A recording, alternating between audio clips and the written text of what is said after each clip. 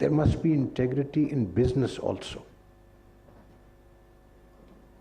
What does the law do to promote commercial integrity? You don't want watchdogs or cameras watching over you. There has to be a conscience that directs a person to do the right thing, to not cheat, to not commit fraud. You will be surprised. A lot of our cases arising from National Accountability Board Bureau references have to do with cheating with the public by sponsors of housing estates. They collect money from the public, they don't have the land, and if they have the land, they have occupied the land wrongly, unlawfully from government territory, and you discover that government land is being used for a private housing society, and this is happening all over the, I would say at least in the province of Punjab and the province of Sindh. So, commercial integrity, that is a principle I think the courts of law should apply. Number two, good business requires what you've been talking about, transparent regulation. Our regulatory frameworks should be transparent. All the notifications, all the circulars, all this, as we just spoke and heard Mr. Jameel telling us about AI and so forth, the very first thing is the relevant information should be accessible to everyone. Do you know, a great deal of problems between the private businessman and the public sector, which means the government, take place because the regulatory regime is not known to the public. Taxes are imposed, custom duties are imposed. Suddenly you discover that you purchased, entered into an import agreement, paid the money when the tax was, let's say, X%. When it arrives, suddenly they've imposed a regulatory duty, it becomes X plus Y% and changes the whole scenario for the importer. So at the end of the day, it's not just corporate regulation which will promote business. We need to improve the government interaction and accountability to the businessman. That is fundamental. Why? Because you need certainty of circumstance, of environment, for a businessman to come and take a decision. When there is no certainty, people only take short-term decisions. Nobody plans a 30-year project.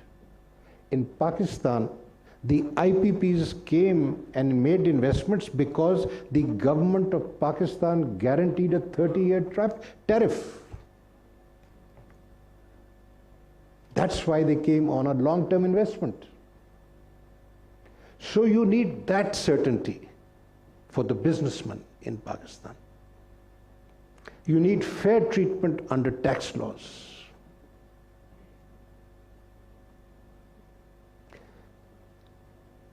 People have declared money,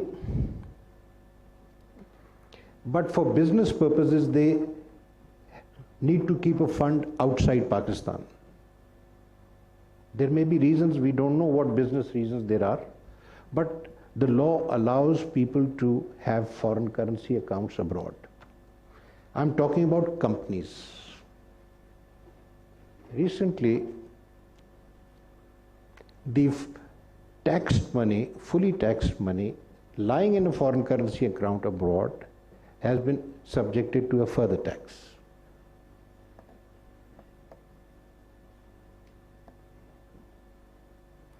Now, There must be some reason for it. We will find out that reason. And the court has an obligation to apply the law. We do not suspend laws just like that. There has to be a constitutional violation to suspend a law.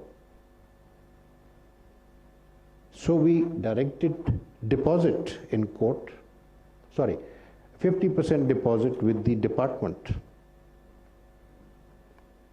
But when we hear this, I think the only ground they have, which may be a good ground when it is heard, I should not actually talk about it. But because it is, I just wanted to tell you that you see, surprises come. Don't surprise a businessman if you want business to thrive in this country. And particularly the tax regime. The tax regime must be reliable, consistent, because you can't cut the tree if you are basically looking for the fruit. So that is the second thing, or rather the third thing. At the end of the day, for the business environment to be conducive, the investor has to have protection. And that investor basically needs or should be assured of a level playing field. If you have industries where there are monopolies,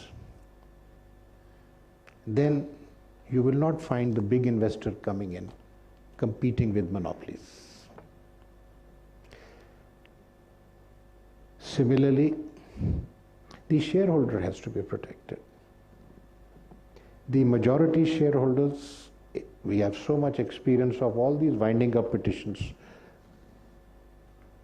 The majority shareholder exploits the minority shareholder. We need protection for the minority shareholder. And then the small shareholder on the stock exchange also. That's where your work in the SECP comes, in protecting their rights, the investors' rights, the shareholders, minority shareholders' rights, and the what would you call, the shareholder on the stock exchange is, the 100 shareholders, shares, small shareholders. At the same time, what I'm implying over here is that dishonesty committed by the management or the majority shareholders must be curtailed. And you know who the other beneficiary is? It's the revenue authorities. So you need to bring integrity in the system. Within the corporate system, this is what you have to do as SECP, as a regulator. And outside the corporate system, you have to influence policy. You have to tell the government, the state, through its different departments, how they may be disturbing the environment. Do you know, if you look back into history, our governments used to prepare 5-year economic programs. That was because it provided certainty. Today we don't do that. And because we deal with such issues and consider different options available to solve a problem,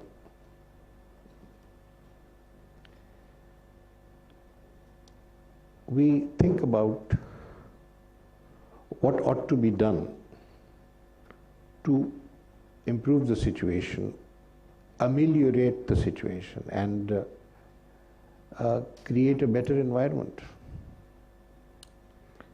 It is fundamentally important, ladies and gentlemen, that we strengthen all our regulatory institutions. So many of our regulatory bodies lack members or chairmen. Recently, we were dealing with a telecom body which did not, according to the law under which it is regulated,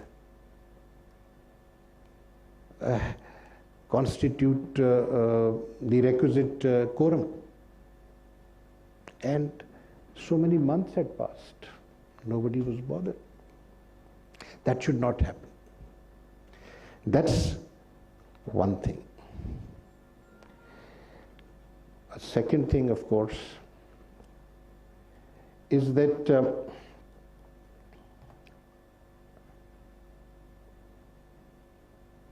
let me move to the next point, because there are a few other suggestions I have, but I don't think that this is the forum to share them.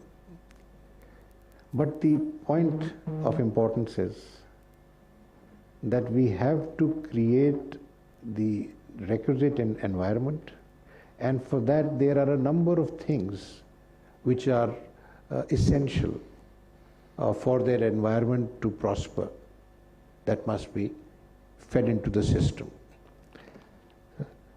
Regulatory bodies is one, constitutional bodies is another. I mean, the Election Commission of Pakistan is a constitutional body.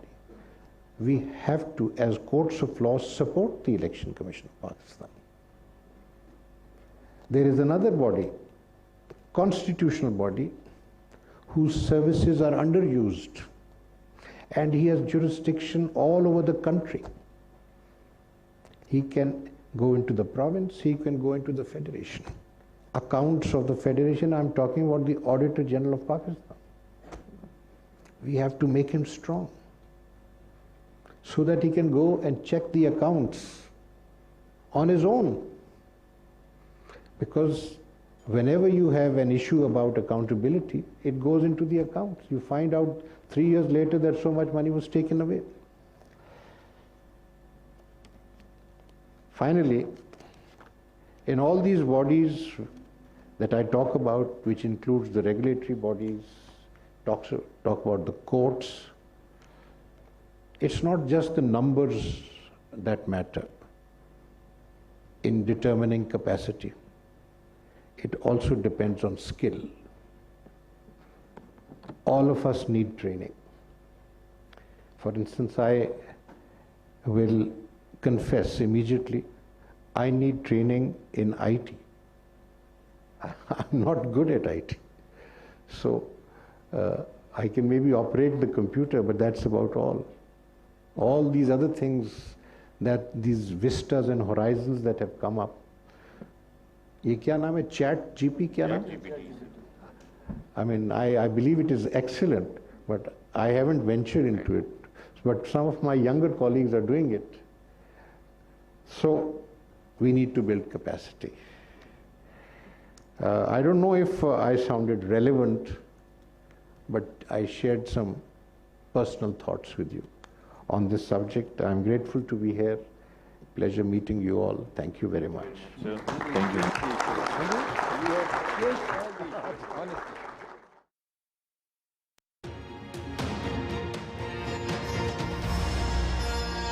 आपकी शख्सियत